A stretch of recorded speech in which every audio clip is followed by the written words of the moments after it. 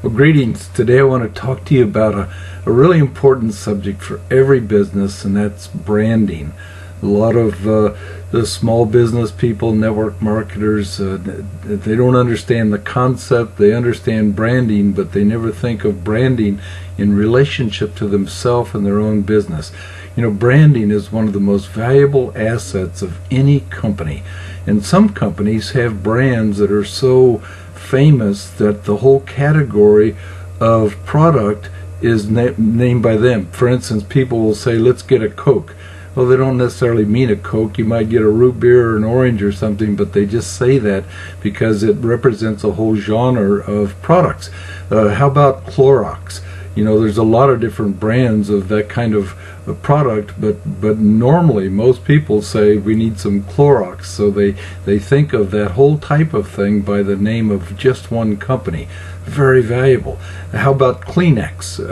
Kleenex, people say, do you have a Kleenex? You know, we could say, do you have a facial tissue?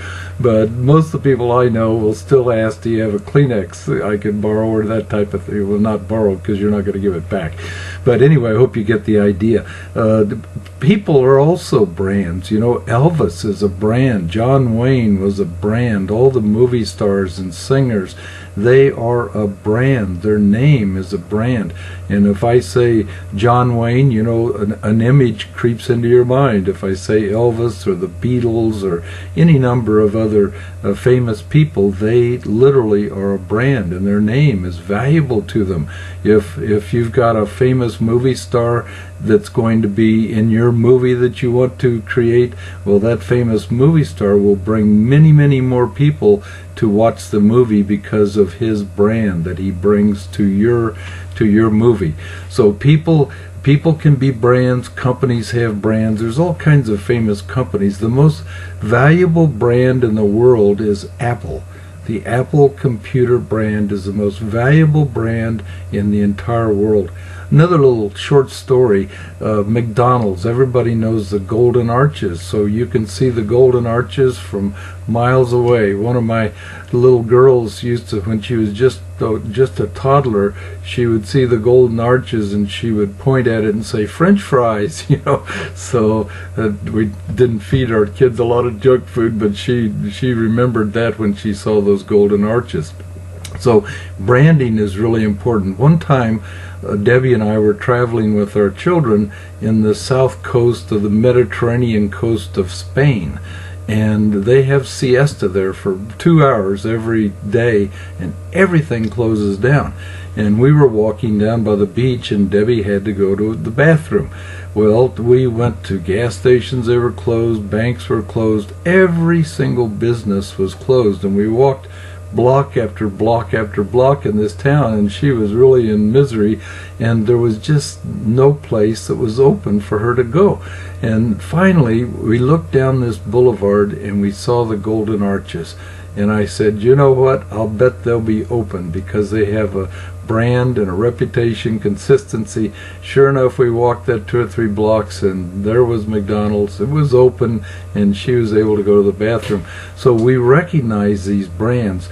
So the creation now, or the thing I want to discuss with you today is your brand. You know, all of us have a brand, and our brand is given to us by people categorize us. They might, if somebody was talking to somebody else about you, they might say, oh yeah, she's a housewife, or she's a mom, or he's a plumber, or she's a secretary. So we have this brand, an occupational brand, and people that know us have us pigeonholed. You know, they have us in this block that they describe us, and they think about us in that category. But now you own a new business, and now you need to develop a whole new brand, and it's going to take some time, but there's some things that you can do immediately and create a brand that will be your only brand with a lot of people when you get started. So we all have a brand. We need to change our brands and we need to let people know. Number one, let everybody know that you've started a business. You can't have if you're a drug dealer, I guess you don't want everybody to know about it, but if you're going to have a legitimate business, you need to have a grand opening. You need to let the whole world, everybody that knows you needs to know that you're in business. They don't have to do business with you, they don't have to join you, but they certainly need to know that you have a business. And as you are persistent in building your business, and as you're growing knowledgeable about the products that you have, the goods or services that you offer, you need to be extremely profitable or knowledgeable about those products and what they can do for people, and be the go-to person for that category of business. If you're starting a hair salon, you want to let everybody know you have a hair salon. If you're in a nutritional business or a green technology business, or whatever business you're in, whatever goods or services you offer to the public, you need to let everybody know that you're in that business and become very knowledgeable so that you can speak knowledgeably. And then join discussion groups and things like that. When you join a discussion group that's on your topic, or maybe a general discussion group on stay-at-home moms, or homeschooler discussion groups, whatever it is, be sure that you have a signature line with your website and who you are and what you do. And then listen to these discussion groups and make make replies and comments, offer suggestions, be helpful. Don't just go there to promote your business. Go there to become known in that discussion group by contributing valuable content to the discussion. Also, do things like join the Chamber of Commerce in your town. Join a Business Networking Incorporated or international, that's called BNI, and BNI is very valuable. My wife has made a lot of money by joining a BNI group, and BNI is a group where only one category of product, there could be one banker, one lawyer, one accountant, one insurance man, one real estate person in a BNI chapter. And so if you're the only person in your product category in your BNI, the BNI people look after each other. They refer people to each other. They promote each other's businesses. So I strongly recommend that you join a BNI chapter. There's other service clubs like the Lions Club and Rotary and Sertoma. A service club is different than a fraternal club like the VFW or the Moose or the Elks and all of that, because mostly they drink beer. But service clubs like Sertoma, they actually do public service, and they're made up of business people. Business people volunteer their time and their efforts, but guess what? You get to know each other. You get to know the car dealer and the accountant and the banker, and you're now moving into great territory where you're dealing with entrepreneurs, business executives, and they will, guess what? They will only know you for the business that you represent. You don't have any baggage with them like you do with your grandmother and your brother and your uncles and your cousins and your neighbors and your old friends. They all have you pigeonholed in a box. But these new people that you meet, these new associations that you make, will only know you for the business that you introduce yourself as owning.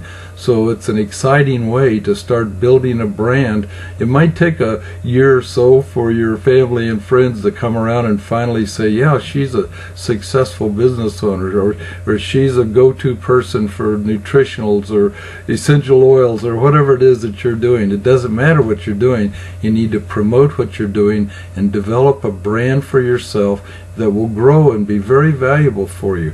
My wife used to run ads in the paper in a small town.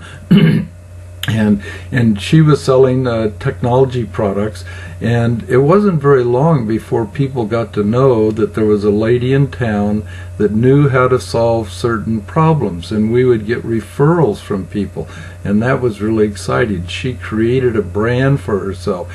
She could actually go into the grocery store, as she did one time, to write a check, and the lady said, "Oh, are you the Debbie Gibson I see in the newspaper?" And Debbie says, "Yeah, that's me." So you see, you develop a brand. She was building a brand called Debbie Gibson, not the Debbie Gibson that used to sing, if you remember that. But so as you stick with your business, as you grow, as you give of yourself to others with your technology, with your knowledge that you have, as you share with others and serve others, you will develop a brand new brand, and that brand will be worth a lot of money to you, because people will literally be coming to you asking if you can help them. I can't tell you how many people have come to me over the last years that we've been successful, that, you know, I've had husbands come to me and say, do you think you could help my wife, do what you guys do, and I say, sure, we'd be glad to help her, So once you're successful in your business, people will be attracted to you. But build your brand. This is my tip for today. If you like this or get value from it, feel free to comment, share it, like it, tell your friends about it, and register for my blog newsletter, or not the newsletter, but my mailing list, so that you'll get notices of these as soon as they come out. Have a great day in the Lord.